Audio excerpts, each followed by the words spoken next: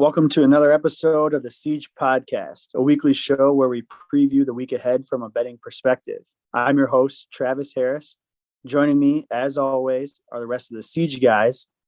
Today we're missing Devin, but we do still have Jordan Hadley and James Roth.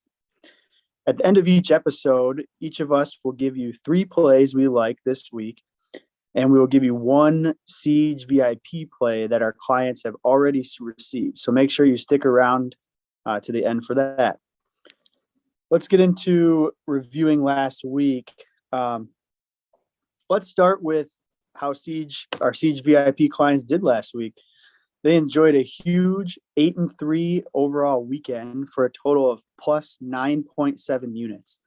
$100 better, up $970 just this past weekend, which brings our total record between college football and NFL to an impressive 27-16 for a total of a positive 16.9 units. That same $100 better, up almost $1,700 this season so far. We're winning at a clip of just shy of 63%. We're just hammering the books right now. So if you want to win with us, send us a DM on Twitter at PickSiege, and we'll get you hooked up. Mention promo code podcast for 25% off your package. All right, let's get into the meat of everything. I'll start off. Betting on sports is a what have you done for me lately type business, which leads to overreactions, especially by the public. We took a huge advantage of some of those major overreactions last week, which is why our clients did so well. Which leads me to my surprise of last week, which was the total number of overreactions. It was an overreaction perfect storm that led to a huge profitable weekend. For example, Liberty was an underdog. I think when that line ended or closed, I should say, by game time, they were 3-point underdog, which they had no business being underdog. UAB had no business being a favorite. Let's just take a look at those overreactions. Liberty loses a close game against Syracuse in a game they really should have won. And, it's not like they had a huge injury. They still had Malik Willis, who is, a top 10 quarterback out there, a huge draft prospect. And UAB wins outright as a 4-point underdog at Tulane against a very weakened Tulane team compared to recent years. So that's just one example of the type of value that we're looking for when we are trying to send out plays to our clients. Huge overreaction. Obviously, Liberty wins by 20 plus as a 3-point underdog. Just like I said, that's what we're looking for. Jordan, anything come to mind from last week? Any surprises? Any key takeaways?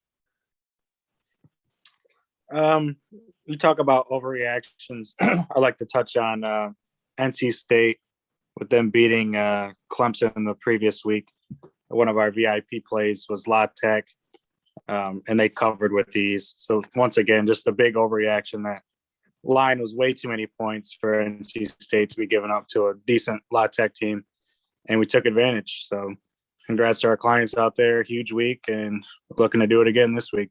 I think that line got bet all the way up to NC State minus 20.5. It might have touched 21 at some point, and they win by 2. So like you said, another huge overreaction that we took advantage of, and that we're looking for more of this week ahead. James, you got anything? One thing I'll talk about, it's not necessarily an overreaction, but what the hell, Florida?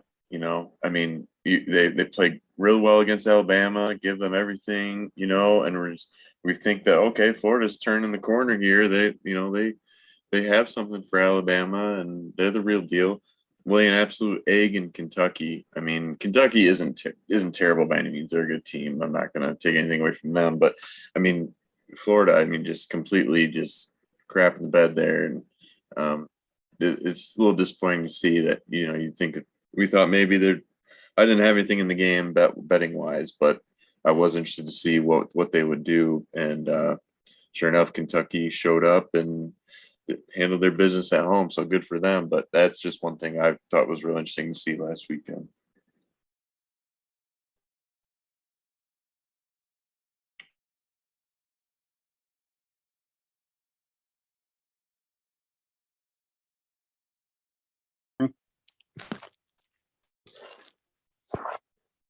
Uh-oh. Can you guys hear me? Yeah. Oh, geez, Sorry, sorry. I lost you there for a minute too. Yep, sorry about that. Well, what I was saying when no one could hear me, James, was you're so right about Florida. They have Vanderbilt this week, 38-point favorite, I think, and Vanderbilt was in one of my plays. The game was one of my plays last week, and I took UConn. UConn almost won outright. Vanderbilt comes down and gets a last-second field goal, but like I mentioned last week, they're one of the worst teams in the country, one of the worst football programs of the last 10 years, probably. I think anything less than 40 points against any team, especially a team of Florida's caliber, is too little. So be really curious to see how that game shakes out. Maybe Vanderbilt is ready to play after a fun game for those guys who aren't used to winning. I hate to say that, but they aren't. So we'll see. I'd lean Florida here, but yeah, they definitely laid an egg this last week. I was actually on Kentucky myself, so that was a fun game to watch for me. But yeah, we'll see what happens. Speaking of games up this week, let's take a look at the week ahead. We have 4 ranked matchups, starting with the Red River rivalry. Oklahoma -3.5 at Texas, Arkansas +6 at Ole Miss, Georgia -15 at Auburn, Penn State +2 at Iowa. And we're going to give out our Siege free play from one of these 4 games here at the end. I know we always talk about how we try to stay away from these ranked matchups. It worked out for us last week. We're thinking it's going to work out for us again, taking one of these sides here. But let me just say this about Texas. They continue to not get the respect they deserve from the betting market, especially here against Oklahoma. I know James has talked about in the past how Oklahoma is really playing down to their competition. They're not the Oklahoma of the past. Spencer Rattler is not the Spencer Rattler of the past. I'm not sure what his deal is. Maybe his girlfriend left him. I don't know, but I'm definitely taking Texas here, especially getting 3.5 points at home. James, you have anything about this game or any of these ranked matchups that we have this week? Nope, just not looking forward to Oklahoma. Another mediocre showing. I can see it coming, but I'm not going to bet in this one. I would think, that total is pretty high, but I don't know how you can convince yourself to take a under in that matchup. Both teams are pretty much as high as you can be when it comes to punts per score. They're both number 2 and number 3 in the country right now when it comes to that. So scoring at a high clip, both teams. I don't know how you can take it under, but anyway, you got the Arkansas Ole Miss game. Both teams just coming up. We really get their doors blown off. Siege was on Arkansas, regrettably. At least we cashed the under in that game because Arkansas didn't show up. But it's really a who battle of who can get off the turf. Who can get back up. They're both down on the canvas right now, and Ole Miss being at home, that may benefit them. I would like to back the Razorbacks again, but after last week's showing, I just have to take a step back and let them duke this one out and see what happens. Going away from the ranked matchups, how about the defeated bowl, UMass and Connecticut? We'll see. You got to pick a side. It's the degenerate game of the year. You got to pick a side, right? So I know we're going to ride UConn. So that's really all I have to say. We're going to ride UConn in the degenerate bowl and see what happens. And that's all I have for the ranked matchups until our Siege play goes. Is UConn favored in that one? I think I saw. I think only by a field goal or 3.5 or something like that. So not much. And I think UConn has looked a little bit more competent.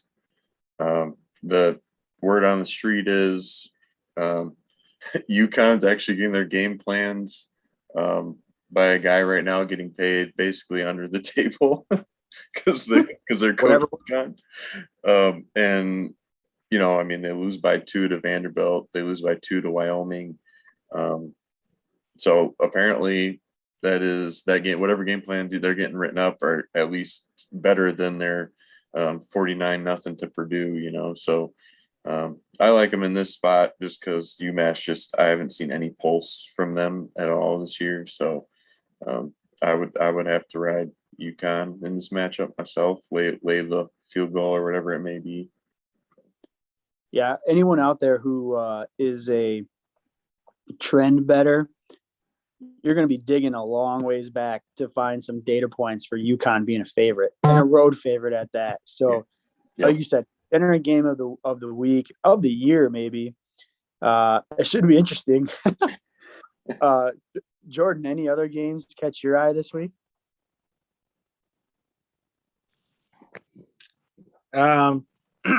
Michigan, Nebraska is an interesting one for me. Kind of seems like a trap spot for Michigan. Don't have a lean either way on the spread there. I do lean the under though. Want to be betting that at least a unit. But yeah, I don't know. I'm a little worried for Michigan this week and Sparty. Honestly, I think 2 trap games for the state of Michigan. Hopefully they both come out with a W, but we'll see. That's going to be one I'm very interested to see. Yeah, I haven't decided which way I'm going to go on that game yet. Maybe the under. Maybe it's just the under, like you said.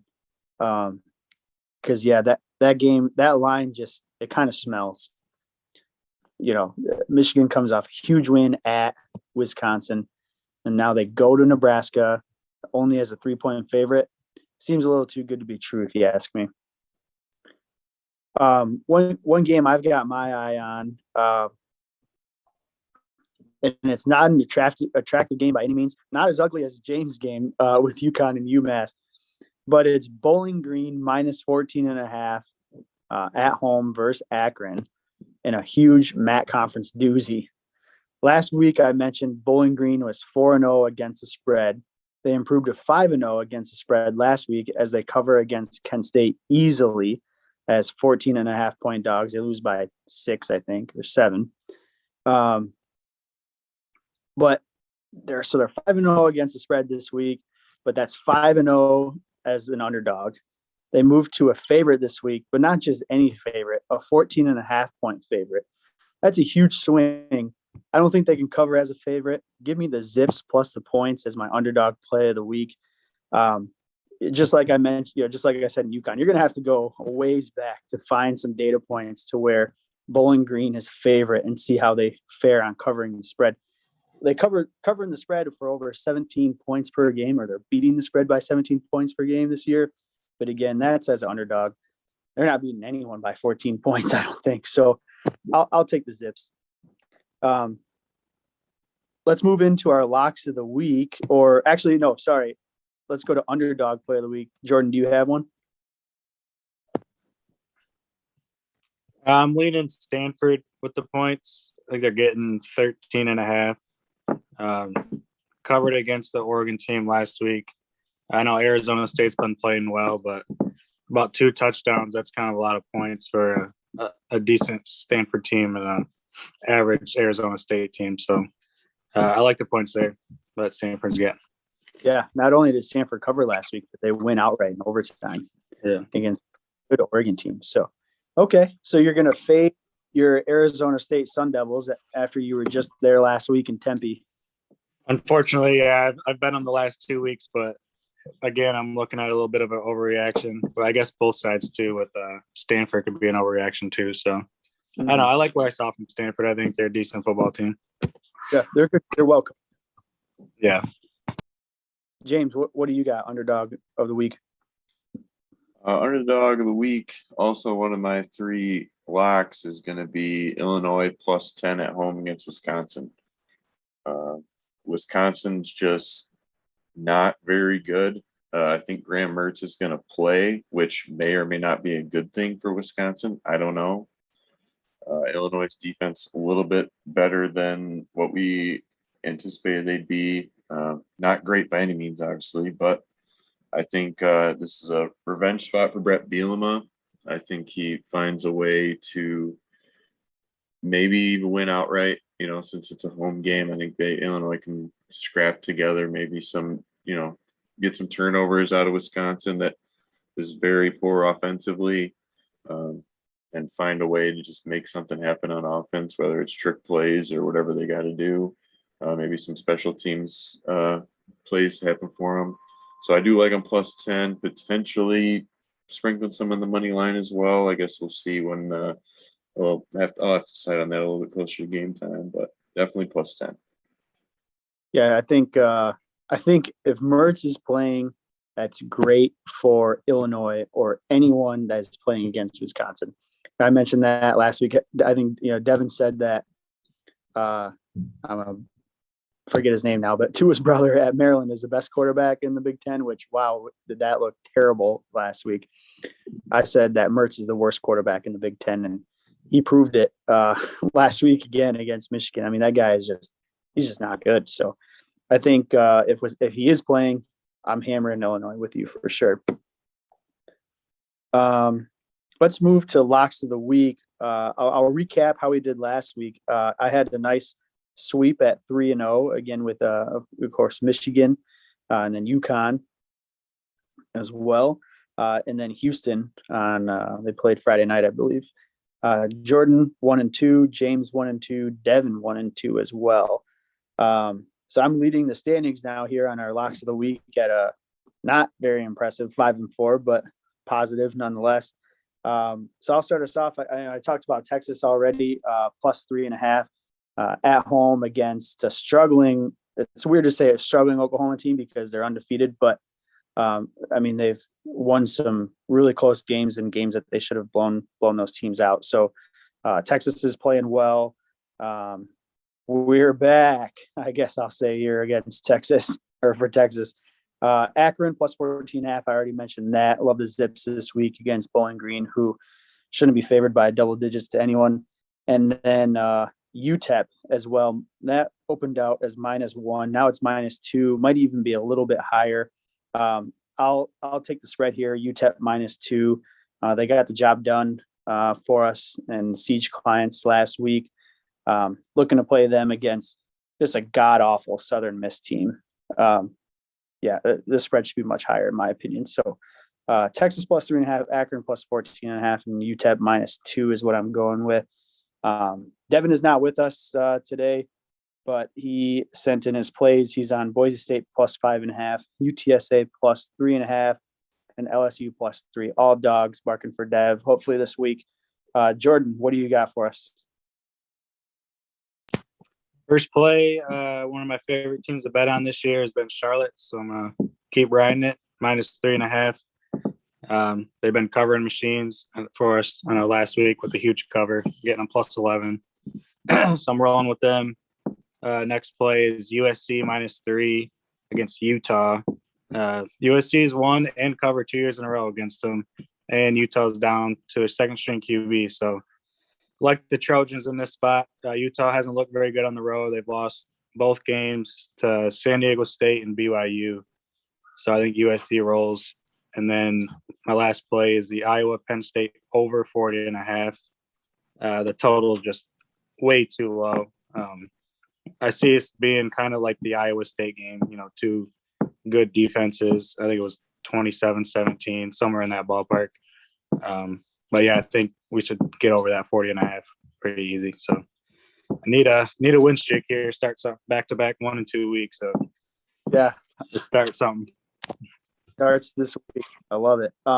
Real quick on Charlotte, they'll never be a household school just because they just won't. Which means Chris Reynolds will never be a household name, but he really should be. That guy is a stud. He can air it out. He's mobile. I don't know if anyone out there listening has watched Charlotte 49ers play, but definitely fun to watch and one of my favorite teams to bet on as well. And real quick about USC Utah, I will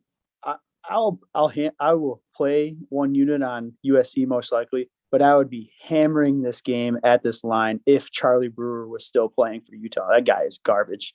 They got the backup QB in. I think he's better than Charlie Brewer, so I'll only play just a little bit on USC, but if Charlie Brewer was playing, I'd be all over USC for sure. James, what do you got this week? Well, first, I know Devin's not here, but let's not let him off the hook so fast, my friend, on Maryland. Okay. The guy said that they're a totally different team. Said to his brother, because that's all I'm going to call him as, is to his brother. I'm going to call him by his first name.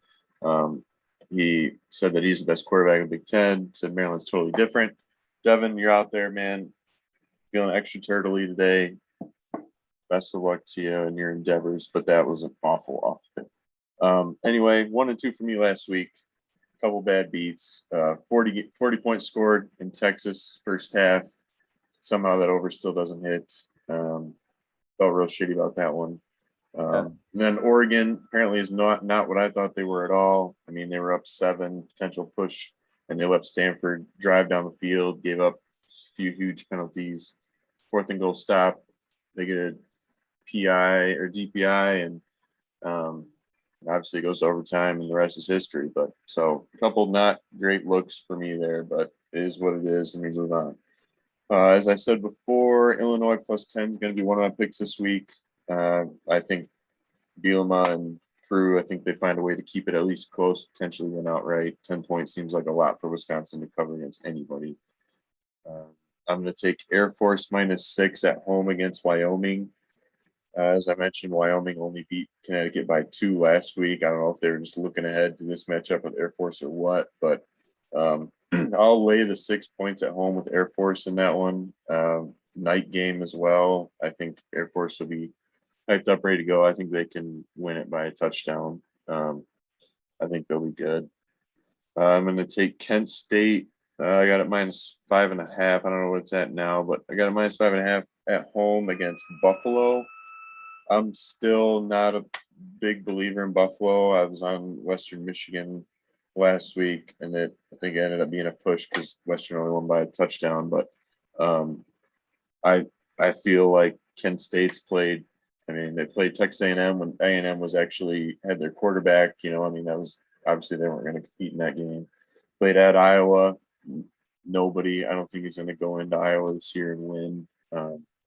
So I think Kent State's pretty battle tested. I mean, Buffalo has played Coastal, Nebraska. They've played a couple of decent teams, but not nowhere near what Kent State's had to battle through. So I think I'll lay the -5.5 with them at home in this one. I think Buffalo is trending the wrong way, and I don't think they are what they are usually in the past, clearly with 2-3 records. So I think Kent State, being the home team, finds a way to win this one and cover. So those are my 3 picks for the week. Yeah, I like Air Force a lot. That was actually the first play that I bet this week when lines came out Monday morning. I think they get the job done at home for sure. So there's our locks to the week for this week. Parlay all 12 of those plays. They're all winners. Let's cash out big this week. Let's give the Siege VIP play real quick. Our first one we gave out was last week. Unfortunately, Western Kentucky could not keep up with MSU. So we did send out a loser last week, unfortunately, in that. But our play this week, as promised, one of the 4 ranked games, we're on Iowa -2 for 1 unit. That'll do it for us on this episode of the Siege podcast. Follow us on Twitter @PickSiege. If you're enjoying these shows, please share the podcast, give us a shout out, and subscribe to our channel on YouTube. Even if you don't enjoy the shows, feel free to still hit us up on Twitter. Tell us we suck. Whatever you want. Make fun of Devin for being so high on Maryland. We'll take whatever we can get. Thanks for listening. We'll be back next week.